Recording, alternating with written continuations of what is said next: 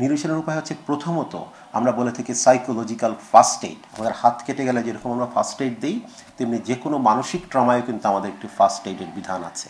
সেই ফার্স্ট এইডের বিধানের মধ্যে আমরা 3টি এলকে ব্যবহার করি: লুক, লিসন, লিঙ্ক। অর্থাৎ তাকে দেখতে হবে, তাকে দেখার সুযোগ করে দিতে হবে।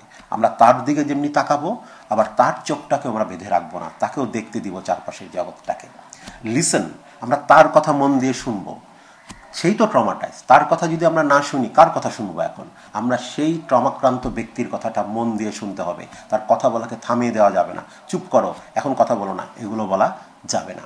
অ্যান্ড লিঙ্ক, যদি যেতে চায় স্কুলে, সেই ধ্বংসাবশেষের জায়গায়, তার বন্ধুরা যেখানে আহত হয়েছে তাদেরকে সুযোগ দিতে হবে। সেখানে যেয়ে সে কিন্তু ভেন্টিলেট করবে, তার শোকটা খানিকটা রহিত হবে। তার যে বন্ধুরা আহত হয়েছে তাদের দেখার সুযোগ করে দিতে হবে। যারা নিহত হয়েছে তাদের যে বাসায় যাওয়া, তাদের জন্য রীতি অনুযায়ী প্রার্থনা, দোয়া, এগুলো করার ব্যবস্থা করতে হবে। যদি কারোর জন্য কিছু করার সুযোগ থাকে সেটি করতে হবে। তাহলে লুক, লিসেন অ্যান্ড লিঙ্ক, এই 3টি বিষয় আমাদের জন্য খুব গুরুত্বপূর্ণ। আরেকটি বিষয় হচ্ছে বাবা মাই সন্তানদের সাথে গুণগত সময় দিবেন। তাকে ধমক দিবেন না, তাকে জোর করে পড়তে বসাবেন না, তাকে জোর করে ঘুমাতে পাঠাবেন না, জোর করে খাওয়াবেন না। এই সময়টায় তার শোক প্রকাশের সময়, শোক প্রকাশের সুযোগটা তাকে দিতে হবে। জোর করে তার শোককে অবদমিত করা যাবে না। বাবা মা যেমন গুণগত সময় দিবেন, তেমনি বাবা মাও কিন্তু এখানে ট্রমাটাইজড হয়েছেন। আমি বলবো বেশিরভাগ অভিভাবকই ট্রমাটাইজড হয়েছেন। তাদের নিজের মানসিক স্বাস্থ্যের যত্নটা নিতে হবে। সময় মতো ঘুমাতে হবে। আমরা বলবো তার দৈনন্দিন রুটিনটি পালন করতে হবে। জীবন কিন্তু থেমে থাকবে না, ফলে বাড়িতে যদি কোনো ইনডোর গেমসের সুযোগ থাকে সেটি খেলতে হবে, সেটি নিয়ে সন্তানের সাথে ব্যস্ত থাকতে হবে। শোক প্রকাশের পাশাপাশি স্বাভাবিকীকরণ প্রক্রিয়াটাও আমাদেরকে একসাথে চালাতে হবে।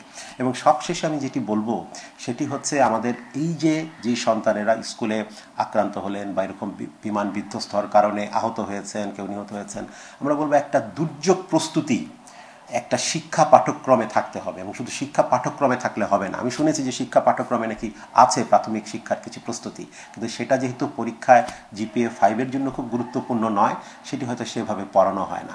আমরা বলবো সেটি পড়াতে হবে। আমার কিন্তু এখনও মনে আছে, আমি যখন স্কুলে পড়তাম একটা ছবির কথা আমার মনে আছে, যে কাঠের একটি লাঠি দিয়ে সে বিদ্যুৎ স্পৃষ্ট একজন ব্যক্তিকে সরাচ্ছে। তার মানে কি একটা ইমার্জেন্সি রেসপন্স একটা শিশু কতটুক করতে পারে, সে কি সর্বোচ্চ করবে না? সে সর্বোচ্চ করবে না, কতটুক করতে পারে? পানিতে ডুবে গেলে তার বন্ধুকে সে কোন কাতে শোয়াতে পারে, কিভাবে রাখতে পারে? কারো গায়ে আগুন লাগলে কি দিয়ে তাকে ঢাকতে পারে, পানি কিভাবে মারতে পারে, সাপে কাটলে কি করতে হবে? এই প্রাথমিক যে বিষয়গুলো সেগুলো কিন্তু আমাদেরকে স্কুলে শেখাতে হবে। অনেকটা মক ট্রেনিংয়ের মতো।